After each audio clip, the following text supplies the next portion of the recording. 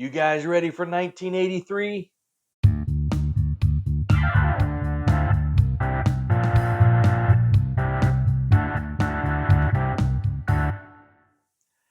Hey guys, welcome to Amity Tracks. It's time for 1983. We've been going through the years this past year, and we are at 83. A huge year. I mean, this kind of, I think part of it is it coincides, because of my age, it coincides. In the early 80s was when I was really starting to dive into music like big time.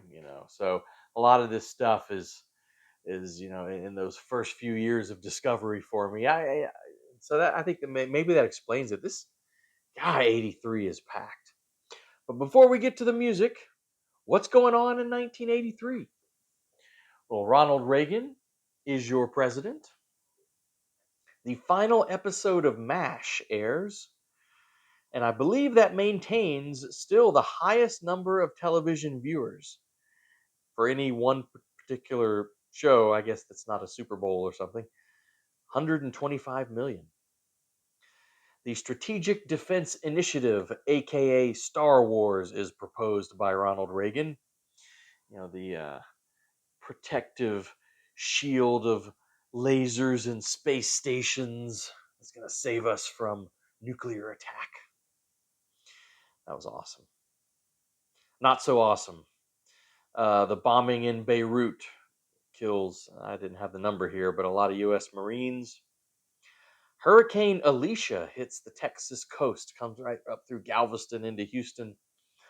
Most of you guys know, I spent a lot of my youth in Houston. Um, we had just moved back as a personal memory of Hurricane Alicia. We had just moved back from, I'd lived in New Orleans for a little while and moved back to Houston. I think like within 2 weeks of us moving back to Houston, this is, when I was a kid, Hurricane Alicia just slams right up into Houston. God, I remember that. I remember the storm. I remember the street being totally flooded with water.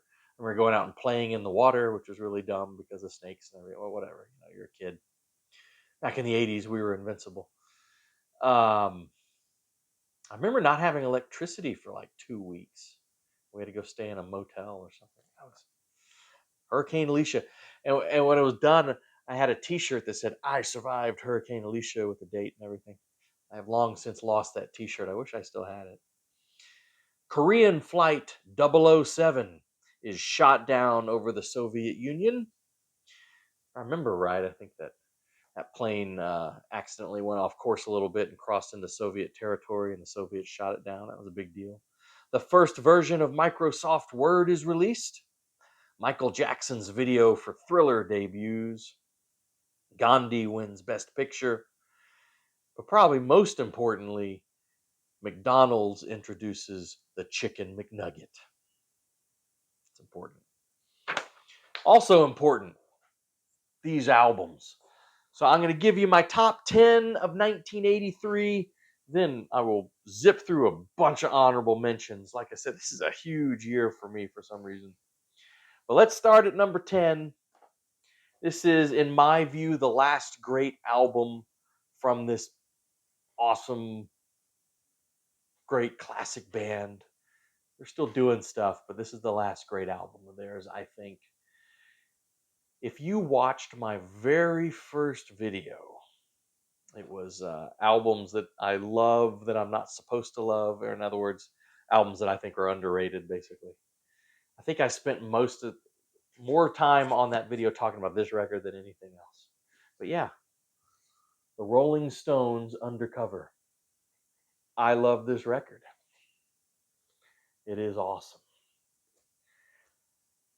If you look at a lot of rankings, for some strange reason that I don't understand, this record is often near the bottom. Kind of ranking Rolling Stone records. We haven't done that on this channel yet, but we'll obviously have a Stones week at some point. And I'll sing this album's praises again. I think this is fantastic. To me, this sounds like the last time they were really trying to do something different. It's nasty, it's angry, it's violent, like I said in my initial video, what else do you want from the Rolling Stones? I think it's great. Too Much Blood. I think it's a lot of fun. I think that title, well, sort of the title track, Undercover of the Night, is one of their all-time great singles. I even put that up there with anything from the 60s or the 70s. Yes, I do. I love this record. This is one of these records that I will, you know, go to war defending. So there you go. Number 10, Rolling Stones Undercover. Number 9, a live album from Peter Gabriel, Plays Live. There he is. One of the pioneers in crowd surfing. Peter Gabriel Plays Live, double live album. Now, so this is before right? So um this is just one of those, I think, perfect records that sort of summarizes everything he had done in his solo career up to this point before he's really going to shift gears and have the massive success with those first 4 records: Peter Gabriel, Peter Gabriel, Peter Gabriel, and Peter Gabriel. And it's a really great kind of sampler. Although he does different things with them live, they aren't carbon copies, but you kind of hear a lot of these really great songs from those first 4 records. It's a great place to start. I started with but this was my next stop, and this is the one that really showed me that there's a lot more to him than the radio hits. Man, yeah, this is Rhythm of the Heat is great on here. I love how he really stretches that one out, takes his time on there. Family Snapshot's powerful. San Jacinto's great on here, as it always is. Humdrum is beautiful. Yeah, just awesome. Alrighty. Number 8. Now, I mentioned before, I have an unreasonable love for this band. They just way out of proportion. I just think they were awesome. I just always connected with their music. Love them. This is their second record, Men at Work. Sorry, I just hit the camera. Men at Work, Cargo. Men at Work, Cargo. Not quite, the peaks of, well, actually, the peaks of this match the debut, but this one's a little more kind of up and down. Whereas to me, I think the debut is perfect, start to finish. But this does have, I think, their greatest song, Colin Hayes' greatest song, Overkill. Overkill is just genius. It's a Mistake is fantastic. I even like Dr. Heckle and Mr. Jive, as goofy as it is. Got a great, the music on that song is like really cool. No Sign of Yesterday, really kind of stretched out and moody. Great guitar work from Ron Stryker. So underrated, that guy. Yeah, the second record. It was interesting. They had this record ready to go for a while, but their first record was so stubborn in like staying on top of the charts, like all over the world, but United States especially, that the record company kept delaying the release of this because they didn't want it to, basically their own record, to compete with their still like top of the charts debut. But finally the debut just stuck up there for so long, they just like said, release the damn thing. And so their second record was competing with their first. Okay, number 7. I guess I could apologize for this one. I mean, I don't know, man. Like I said, this was around this time period was when I was really kind of getting into some of these bands and learning about them. So maybe that's part of my weakness. I love Journey's Frontiers. I actually like this better than Escape. All right. Look at that, man. Remember, it was well, there was Escape, and then this came out, and they were so huge. Remember, they even had the video. Maybe editor can show some screenshots of the video game Journey Escape. That's how big they were. They had their own freaking video game. I love this record, man. I think Send Her My Love and Faithfully are two, of the great power ballads. Steve Perry is at the top of his vocal game here. But then, of course, they can still rock. Separate Ways was a great rocker. Chain Reaction rocks. All the hits, Separate Ways, Under My Love Faithfully, After the Fall was a minor kind of hit. It was all on side one. Side two are songs that, unless you're a fan and probably never heard, I think they kind of rock pretty hard. Actually, kind of a hard rock side two.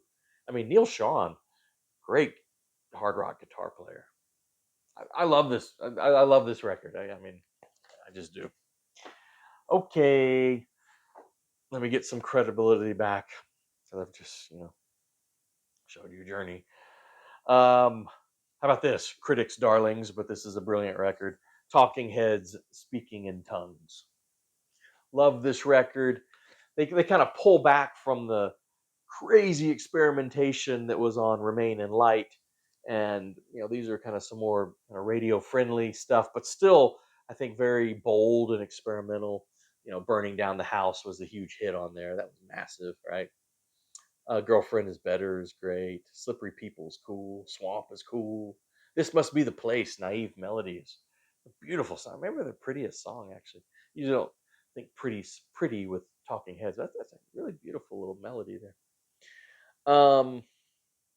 This is a rare instance where I would actually recommend picking up the CD over the vinyl.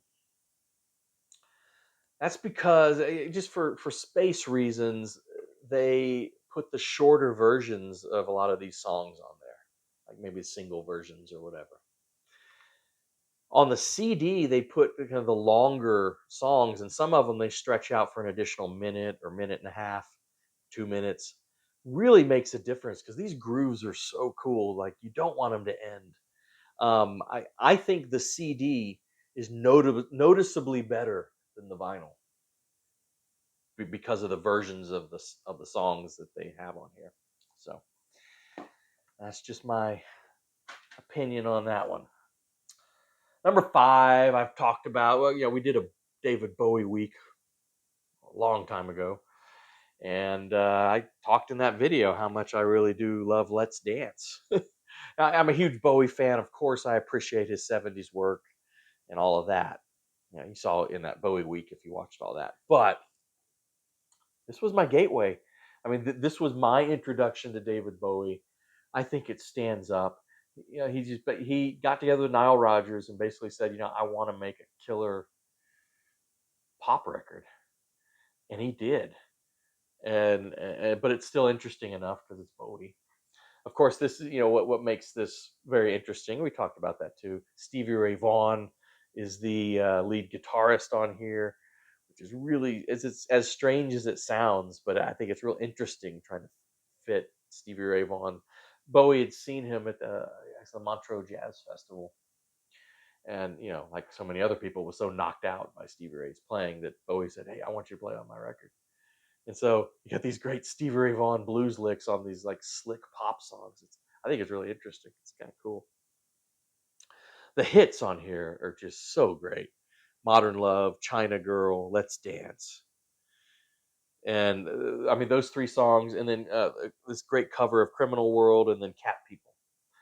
Now, this version of Cat People is different than the one that Bowie allowed on that soundtrack. This one's got Stevie Ray on it. It's a little kind of rocks a little more. Those 5 songs, I think, are just, I put that up with. I love those songs.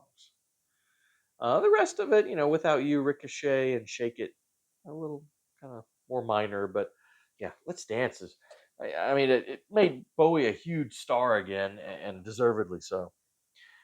All right, number 4, talked about this too, way back when we did a long video on this band. But man, I love ZZ Top's Eliminator. Like I said in that video, but so long ago, a lot of you guys probably didn't know about my channel back then when I did ZZ Top, rank their records in costume. By the way, I was committed. Um, I think this is one of the great comeback records in rock and roll history. The '80s dawns. A lot of these bands from the '70s, rooted in kind of blues and blues rock. What are they gonna do? Well, ZZ Top adjusted and kept their identity, kept their fun. There's a lot of sense of humor on here, but added the synths, added the some of the program beats and whatnot. Most importantly, just came up with one of their best batches of songs. I mean, go back to my video, see where I rank this. It's really high. Um, yeah, I can't say enough about this record. I think it's one of the great sort of comeback or reinvention, whatever you want to call it, records in rock history. I really think so. Number three, U2, War. Now, I know there's a lot of U2 hate out there. I'm going to do a U2 ranking, try and convince you guys that maybe you shouldn't hate them as much as you do, even though Bono especially has kind of asked for it. But, War is so good, such a strong record that, even amongst like U2 haters, I've noticed, people that I know, they're like, oh, I hate U2. But War's good. I mean, like this is like the one record that even people who dislike U2 can like say, yeah, okay, that record's pretty awesome. I mean, it's undeniably great. I think it's the culmination of that first era before they really kind of switch gears pretty dramatically on the next record, which is Unforgettable Fire. They bring Brian Eno and Daniel Lanois in to produce, get a lot more atmospheric, which I love too. But this is that last record that's just really kind of straightforward and but I mean, amazing songs. I mean, the hits, of course, Sunday Bloody Sunday, New Year's Day, but the whole thing, start to finish. I mean, Seconds is. They don't use the acoustic guitar enough, I don't think. But I love the acoustic on Drowning Man is beautiful. On Seconds, it's great. Refugee rocks. Surrender, I think, is a great song. And the closer 40 is gorgeous, beautiful. That kind of remained the closer in their concerts for decades. 40 is just fantastic. Yeah, this, like I said, even the U2 haters out there, you know who you are. It's hard to deny this. I guess you could try. All right. Number two. Number two is pretty controversial amongst fans of this band. Although I have found many people who love this band in their heyday, which was the 70s, one of the great progressive rock bands. This was a huge kind of shift in gears, mainly because of Trevor Rabin. Trevor Rabin, yeah, came on board and Steve Howe was out. Trevor Rabin really kind of brought 80s to, yes, 90125. Man, I can't tell you how much I love this record. I think it's brilliant how they adjusted to the 80s, but still kept some complexity. I mean, listen to Changes. That is an incredibly complex song. Uh, but it's also kind of fits in the 80s. I think that was a brilliant trick that they performed successfully. Is coming into I mean, this was huge, mainly because "Owner of a Lonely Heart" was probably their biggest hit. I would assume that was all over the place. Great video. Changes got some airplay, surprisingly, as complex as that is. That's a great prog rock song, I'll tell you. Leave It, fantastic. All those layered vocals and harmony vocals and all that. But honestly, I love everything on here, start to finish. It was kind of interesting story behind this. So Yes was kind of a sort of washed up done deal. Chris Squire and Alan White, I believe, I think it was those two, uh, got to, and Tony Kaye, who had been on early Yes records, got together with Trevor Rabin, and the intent was they were going to form a new band. They were kind of call it Cinema, and Cinema is that instrumental track on here. Then they kind of brought in John Anderson, and of course, with John Anderson vocals, it's like, okay, this is the new Yes. And it really was the new Yes. Yeah, there are people who really don't like this, because they like their Yes, you know, Fragile, Close to the Edge, love all that stuff too, obviously. But yeah, this for me, this is a big record. Love it. My number one for 1983. Um, when I started showing this band's, I did a video on them too. But when I started showing this band's records, when we got to them in the years, I told you, I was like, I'm sorry, but you're gonna see them every damn year because they're one of my favorite bands. So I guess the good news is, if you don't like them, this was their final record. So in any future years we cover, you won't have to hear about them again. But yeah, The Police, Synchronicity is my number one record for 1983. Um, yeah, I mean, I've talked about The Police a lot on this channel. I love The Police. Uh, Three of my favorite musicians brought together and make a unique sound. Stuart Copeland, of course, my favorite drummer. Um, yeah, I mean, the hits on here, were huge. Synchronicity 2, Every Breath You Take, King of Pain, Wrapped Around Your Finger. Just huge, huge hits. And Sting doesn't, you know, sacrifice complexity. You know, I always laugh because it's just so interesting at the lyrics. Take "Wrapped Around Your Finger," right? Which was a huge hit, right? There's a video on MTV, and so the radio hit.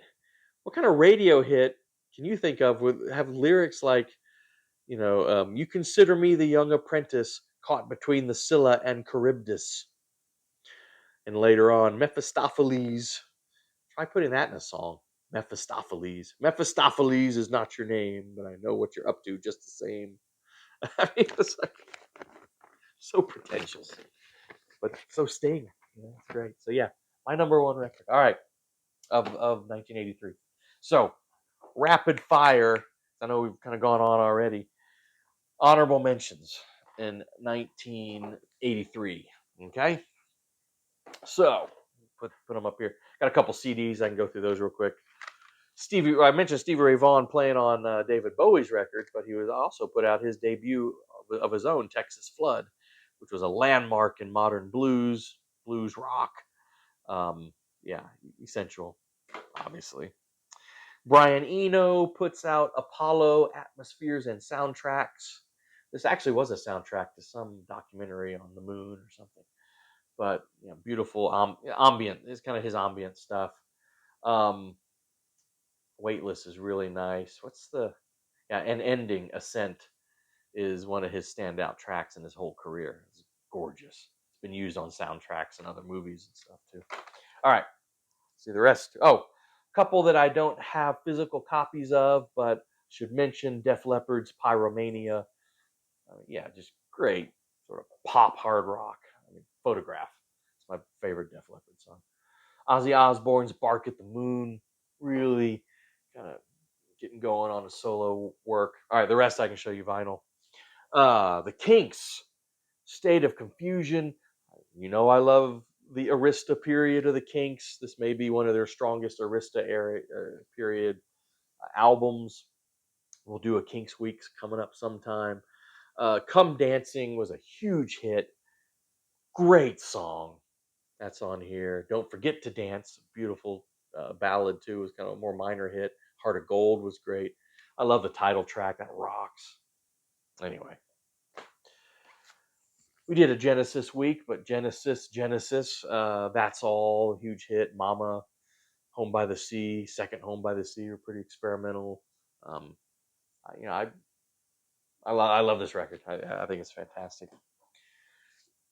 Billy Idol, Rebel Yell. Yeah, Steve Stevens had a lot to do with the sound on this record. Nah, this is all Rebel Yell, Eyes Without a Face, Flesh for Fantasy, Catch My Fall. Man, that's great stuff. That is really great stuff. Randy Newman puts out Trouble in Paradise.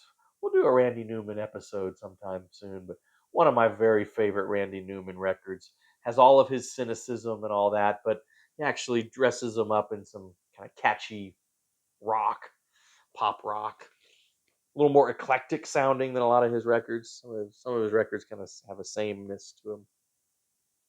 I Love LA was the big hit, but of course it's look at that bum over there, man. He's down on his knees. I mean, it's very cynical, but people take it as just like rah, LA. My Life is Good, I think, is one of his funniest songs. I love that song. Yeah, this brilliant, brilliant. REM, their first full length record, Murmur. I mean, sent shockwaves through the whole indie, music world. I mean, it is brilliant. Even if you can't really understand what Michael Stipe is singing, but that's part of the charm, I guess. Yeah, this. This is such a strong year. I do love this record, and this record is probably more important than anything on my list, but yeah, hugely important and great. Cyndi Lauper, She's So Unusual. This, just straight up pop music that really doesn't get much better than this. Money changes everything. Girls just want to have fun, time after time. Such a beautiful ballad that Miles Davis covered that and played it throughout the '80s, live. She Bop. Yeah, this. I think people have come to appreciate this more over the years. Great pop record. God, I can't believe this didn't make my list. I love this record. But yeah, it's just such a packed year. Huey Lewis in the News, man, sports. Nothing complex, but just great bar band, and they just hit it big.